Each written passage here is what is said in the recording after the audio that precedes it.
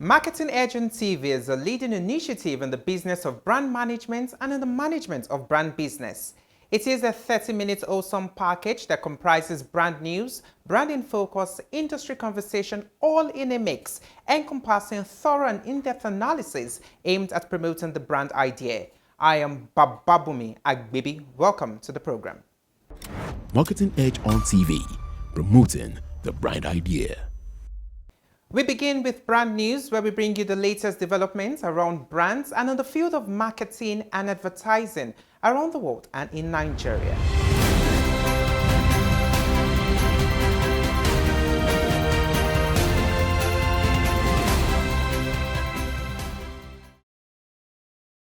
Coca-Cola is in the final stages of reviewing its media account, with WPP and Publicis Group as the last two contenders.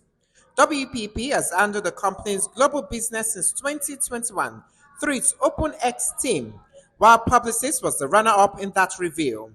Coca-Cola's media spend is projected at $785 million for 2024, up from $610 million last year. The beverage giant's global ad spend also climbed to $5.15 billion. The review comes at a challenging time for WPP, which recently projected a revenue decline of up to 2% for 2025. Meanwhile, Coca-Cola CEO James Quincey says marketing investments have boosted sales and will continue to grow. A recent market research shows that the global perception market is on track for significant growth, with a projected annual increase of 12 to 15% in the coming years. Experts attribute this surge to the rising demand for brand reputation management, the growing use of data-driven insights, and an increased focus on corporate social responsibility. However, challenges remain, including regulatory complexities and rapidly shifting public opinion. Despite this, businesses are investing heavily in perception management, recognizing its role in shaping consumer trust and long-term success. Experts in Nigeria's integrated marketing communications industry have shared valuable insights on how business leaders across sectors can leverage data and analytics to refine their marketing strategies and drive customer engagement. Speaking in separate interviews with Marketing Edge, these professionals emphasize the role of data-driven decision-making in shaping consumer experiences, optimizing campaigns, and staying competitive in a rapidly evolving market. They affirm that businesses navigate an ever-evolving digital landscape. Leveraging data is proven essential for sustained growth and market relevance. Next is branding focus after this break.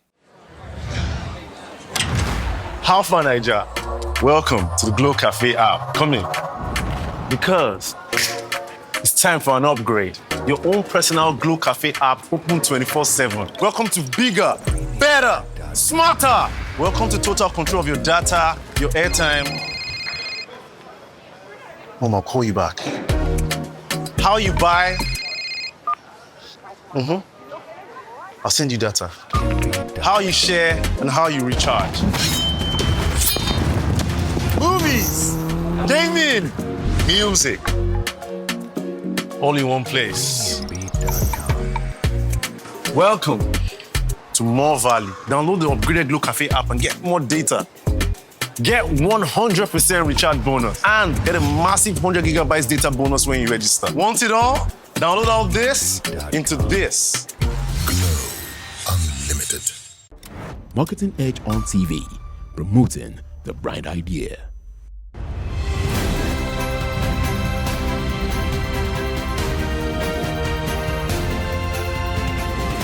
Now, brand in focus. With economic challenges tightening consumer spending in Nigeria, marketing has become a blend of storytelling, cultural relevance, digital innovation, and community engagement. Brands are connecting with audiences through local narratives, leveraging cultural elements like music and festivals to build trust and loyalty in this challenging climate. The digital-first era has reshaped strategies, with platforms like Instagram, TikTok, and YouTube becoming central to campaigns. Brands are focusing on short, engaging videos, real-time interactions, and user-generated content to drive engagement. Influencers, particularly micro and nano creators, have become key players, offering relatable content that resonates with younger audiences and sparks online conversations.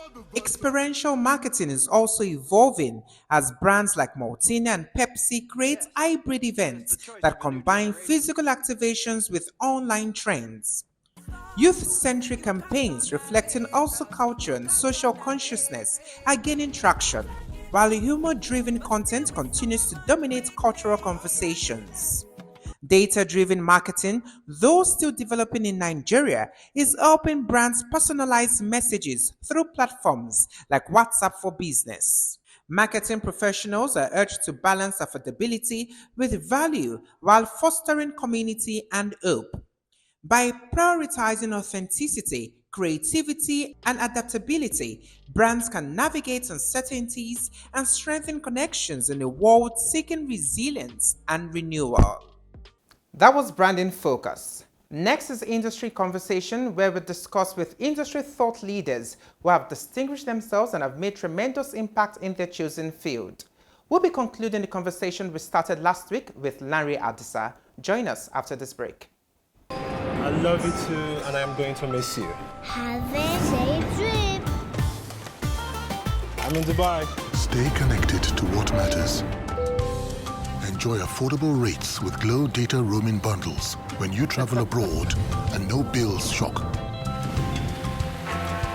Dial star 312 hash and select 5 to choose your data roaming bundle.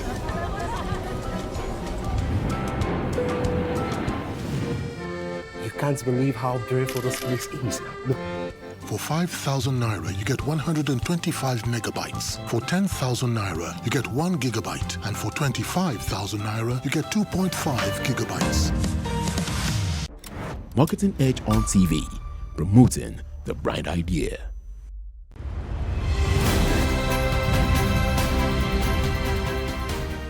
I'm being joined by the founder and chief executive officer, Noah's Ark Communications.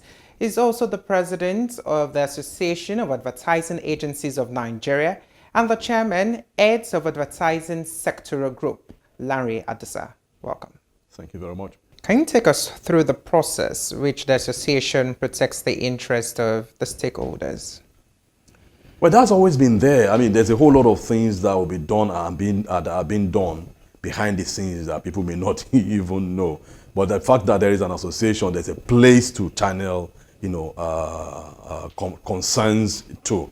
But having said that, now the beauty of having an association like ours is that, if there are issues bothering, our member agencies, we can channel them to the right quarters. Say, for instance, the regulator, or through the regulator to government, as the case may be. There are things that, as an individual, you may not be able to access unless you are part of a group like ours for you to be able to make it happen. So we create a sense of order more than anything else, and that's why if you run this business and you're not part of an association, be it AAAN or MIPAN or XMAN or whatever, there's a whole lot of exhausting work you have to do on your own.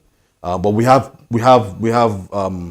different platforms, different channels, to attend to some of the issues that are important to our people. I mean, we beyond the membership committee, for instance, we also have a welfare committee. We have committees for training. We have committees for different kinds of things that can help people be at their best. And we're looking out for opportunities to help develop people, collaborating with other people. For training purposes, other institutions that can help our people to become better at what they do. So there's a whole lot, that we do at our level.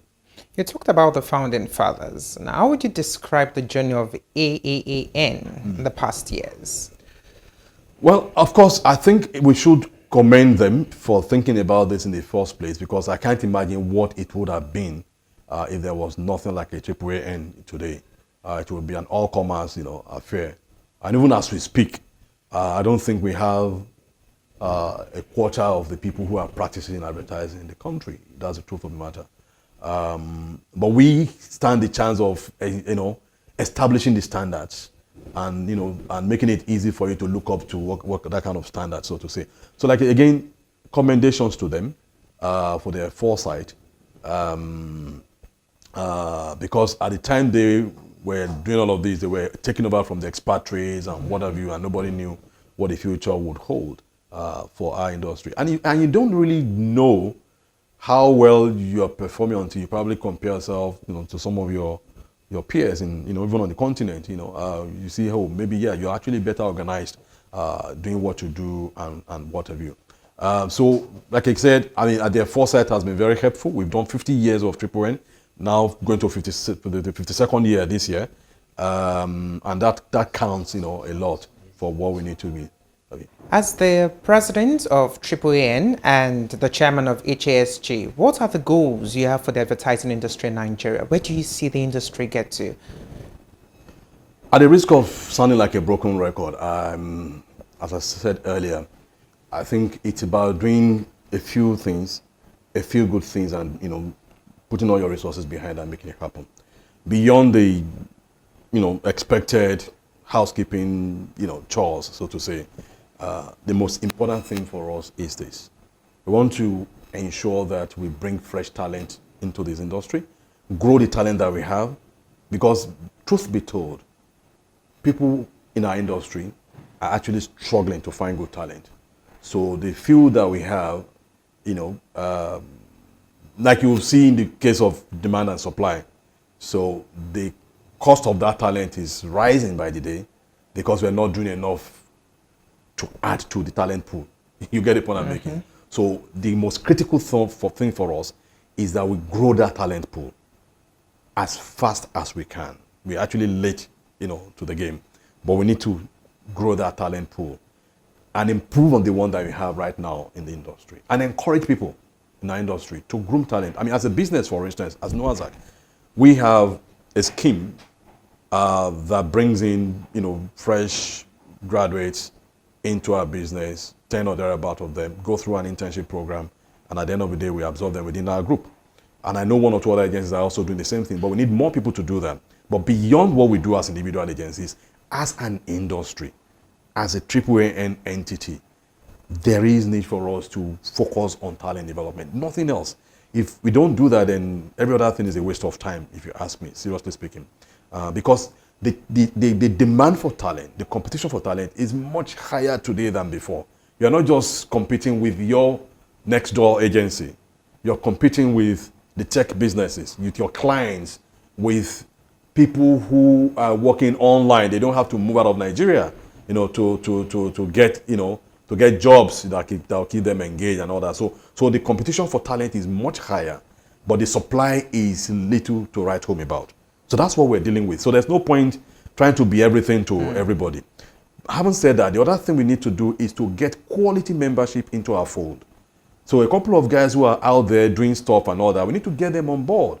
This is where they need, because it's only when you bring them on board that you have fresh ideas and you get stronger as an entity. They get better, you get better. Having said that, also to help our guys, the guys in the business, in terms of digital transformation, we need to evolve. There's nothing like traditional, you are digital. It is just one field. You get the point I'm making. So how do we help, in getting people from this point to, where they need to be? These are the very simple things we need to look at. Every other thing, we can fix this, fix that. Of course, we can have, initiatives to encourage bonding, which we do, and do stuff the like of that to bring people together, give hope, and give a sense of relevance.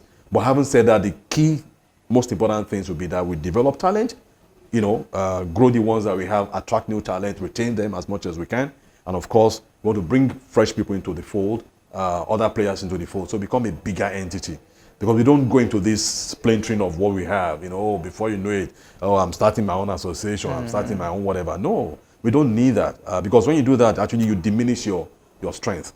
And of course, to help, in terms of relevance to new tech, transformation from where you are now as the so-called traditional to the new, digital space. How is HASG working to resolve conflicts, looking at the advanced situation? Yep. So how is the group working to resolve such conflicts?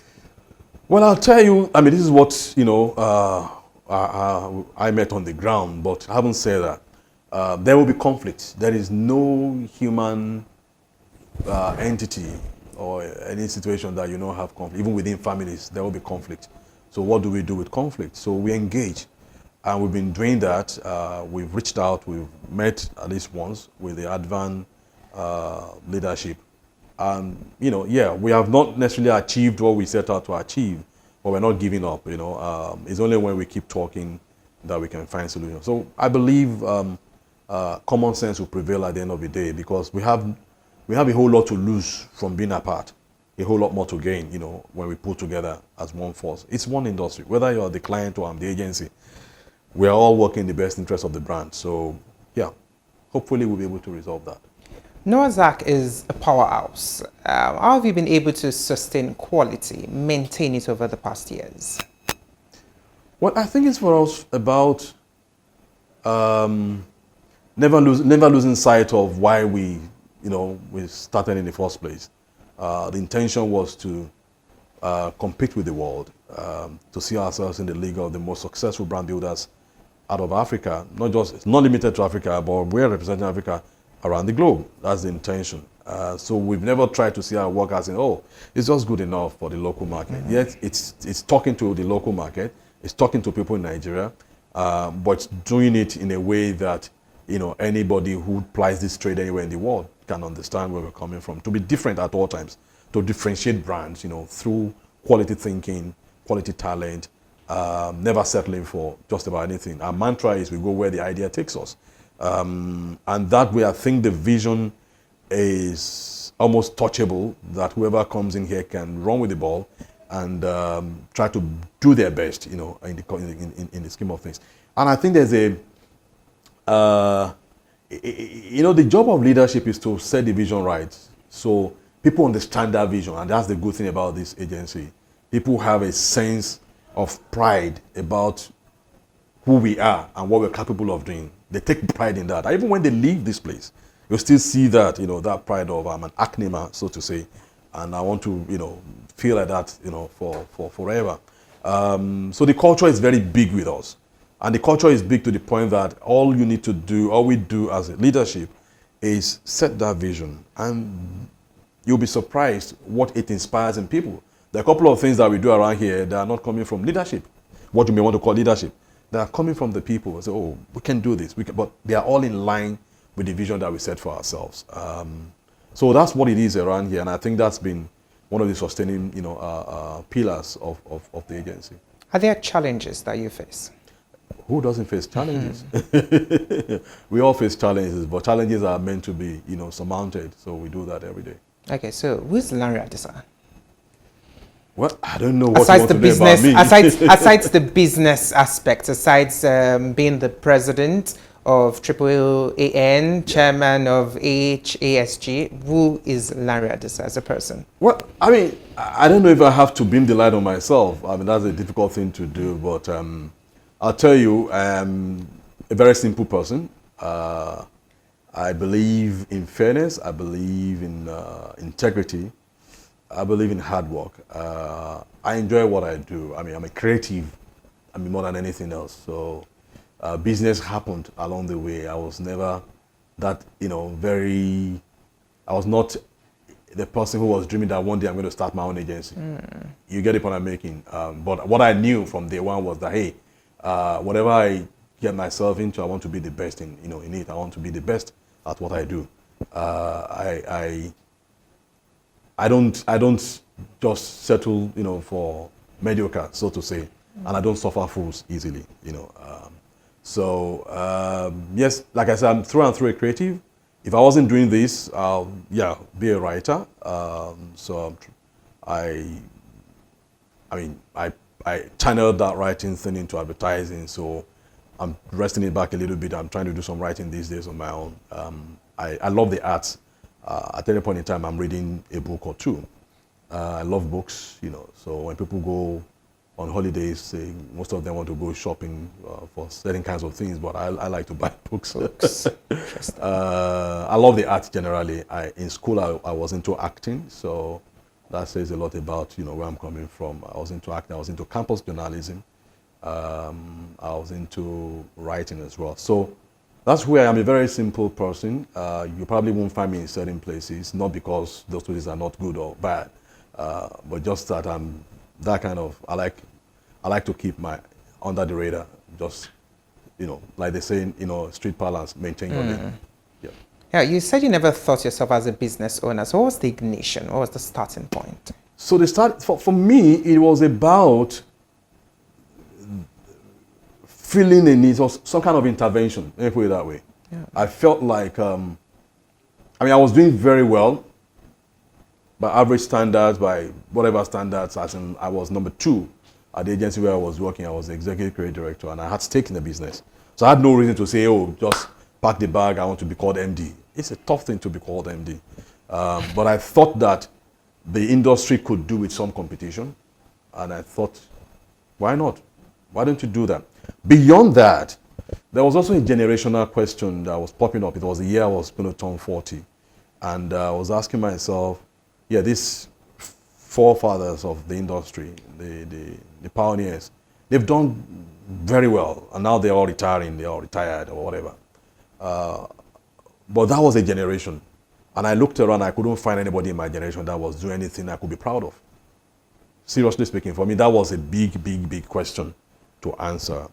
And despite the fact that I was not the business person, I actually dreaded the idea of business. I just wanted to do creative work and go home.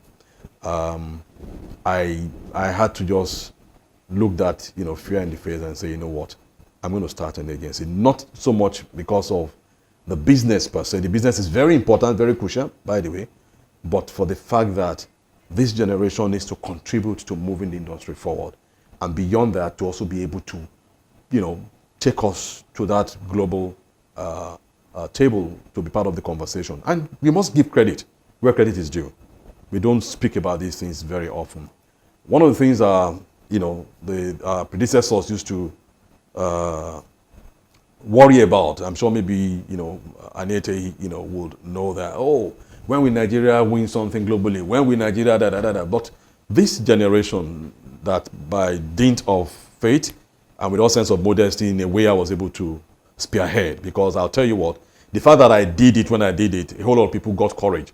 In fact, some of them came to see me before they started their agencies. Now, if Lanre, a creative, the last person they thought would think about a business could do it, then I must, be able to do it as well.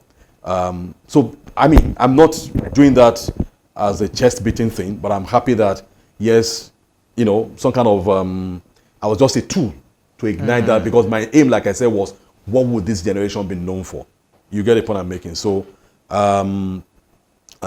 we've been able to change that picture. Now Nigerians are being, invited to be on juries around the world. Nigerians are winning awards around the world. When we started, we were doing work. We were the first to get into the Lotus Archive, if you need to know. Lotus Archive being, the Bible of advertising around the world. Nobody thought that was possible. And the moment we did it using our own brand, Noah's Ark, self-promo work, our clients were like, how can we get in there? And lo and behold, we got Indomie into it as well. And as a matter of fact, we entered the work that, that got in there also for Cannes, and they were the first to get a national diploma, so to say. That was what it was called, like a merit thing, back then, before, Extreme eventually got a Cannes Lion. So it's, for us, it's pioneer work. And when I think back, that crazy idea of starting an agency makes sense in retrospect. You get the point I'm making. So it was not about the business. Yeah, business is good. So employ business people to work with you to grow the business. But the most important thing in the vision is grow the industry, grow the practice, join the world at what they do. So this generation has changed that, narrative. It is what we have contributed. So I'm happy that we were able to do that, but we can't rest on our oars. There's a whole lot more that we can do. Yeah. Yes. Many thanks for having this conversation with us. It's been an interesting one. We've been speaking with the founder, Chief Executive Officer of Noah's Ark Communications, also the President of Association of Advertising Agencies of Nigeria, and the Chairman, Heads of Advertising Sector Group. Many thanks for joining us. Thanks for having me. And that's all. I am Bababumi Agbibi.